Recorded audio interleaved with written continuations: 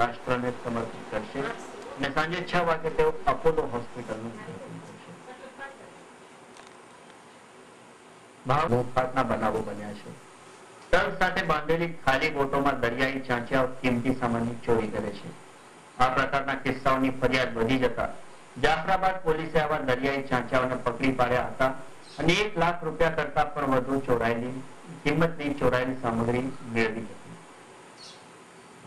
અરબી સમુદ્રના કિનારે વસેલા જાફરાબાદના દરિયાઈ વિસ્તારોમાં છેલ્લા થોડા સમયથી લૂંટના બનાવો વધી રહ્યા હતા. દુબઈથી અલગ જતા એક જહાજમાં પણ થોડા દિવસ પહેલા લૂંટ થઈ હતી. જાફરાબાદ પોલીસે આ કેસમાં તપાસ હાથ ધરી 7 ચાંચિયાઓની ધરપકડ સાથે 1 લાખ રૂપિયાનો કિંમતી સામાન જપ્ત કર્યો હતો. આગળની તપાસ ચાલુ છે.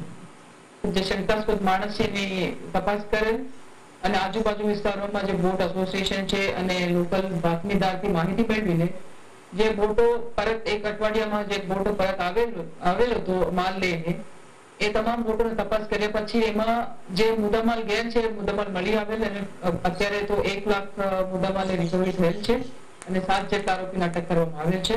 હજુ આશા છે કે વધારે મુદ્દામાલ અને વધારે માણસોની અટક થઈ શકે. જાફરાબાદ વિસ્તારની દરિયાઈ પટ્ટીમાં એકવાર ચાંચિયાઓનું પગેરું મળ્યા પછી પોલીસ હાશકારો અનુભવી રહી છે અને હવે આ દૂષણને કાયમ માટે ડામી દેવાની દિશામાં તેના પ્રયાસો આદર્યા છે. અનિલ પોખર, આલ્ફા સમાચાર, જાફરાબાદ. અને હવે આલ્ફા